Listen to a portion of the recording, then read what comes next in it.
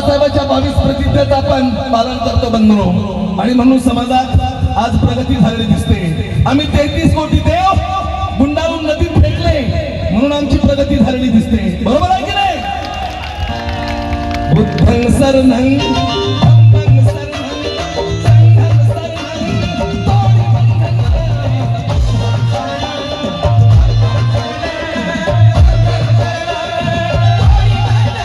मला पहिली वंदना, मला पहिली वंदना.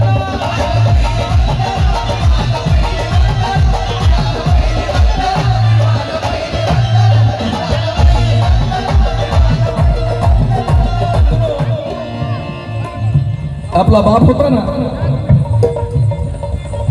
हजारो विद्वानांना भारी पडणारा आपला एकच बाप होता.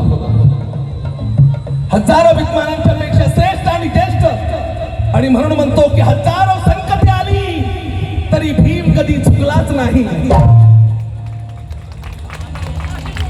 हजारो संकटे आली तरी भीम कधी चुकलाच नाही. अरे राहिला उपाशी पोटी पण माझा भीम कधी चुकलाच नाही. हजारो संकटे आली तरी भीम कधी चुकलाच नाही. राहिला उपाशी पोटी पण भीम कधी चुकलाच नाही. अरे भीम जसा शिकला तसा कोणी शिकलाच नाही, आणि म्हणून कोणी माहीत लाल माझ्या भीमा पुढे टिकलाच नाही.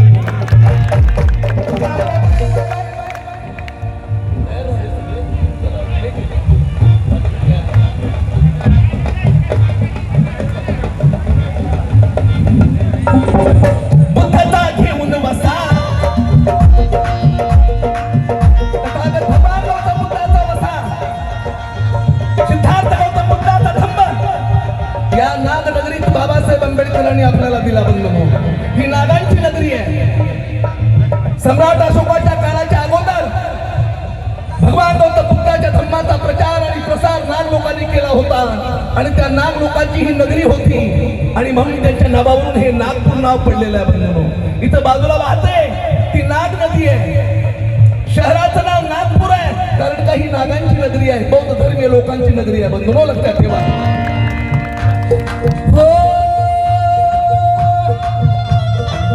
बुद्धता घेऊन बसा,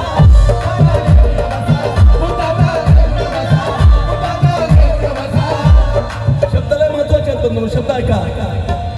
बुद्धता घेऊन बसा, मारी भीमराव असा. बुद्धता घेऊन बसा, मारी भीमराव असा.